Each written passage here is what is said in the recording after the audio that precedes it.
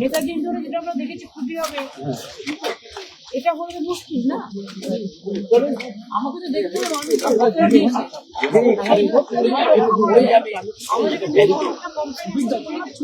আস্তে আস্তে এবং আমি তো 3 ঘন্টা এখানে থাকতাম, 4 ঘন্টা, তারপর আমি বসি একজনকে, তারপরে আমি দেখি ইভিএম কারচুপির কোনো আশঙ্কা করছেন? আর সেই জন্যই তো কারণ ওখানে একমাত্র ওয়ান সাইডেড ভোট আছে।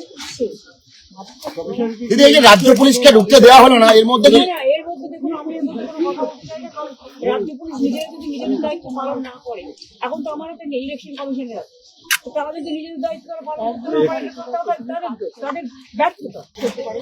কারণ এই ট্রান্সপারেন্সি মেনটেনের জন্য, কারণ তোমরাও তো সারাক্ষণ নজর রাখো কোথায় কি হচ্ছে না হচ্ছে, এবং তোমাদের জানবার অধিকার আছে।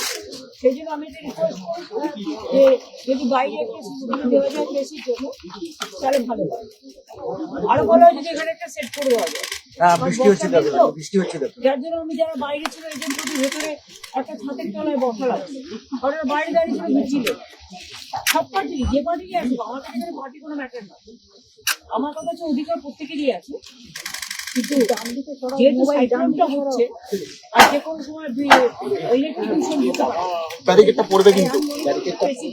জায়গা করে দেওয়া উচিত এবং তারা যাতে সিসিটিভি দেখতে পারে, ওয়াচ করতে পারে, শুধু এখানে নয়। এবারে ভাই ভোটের লড়াই এই এখানেই দেখবো।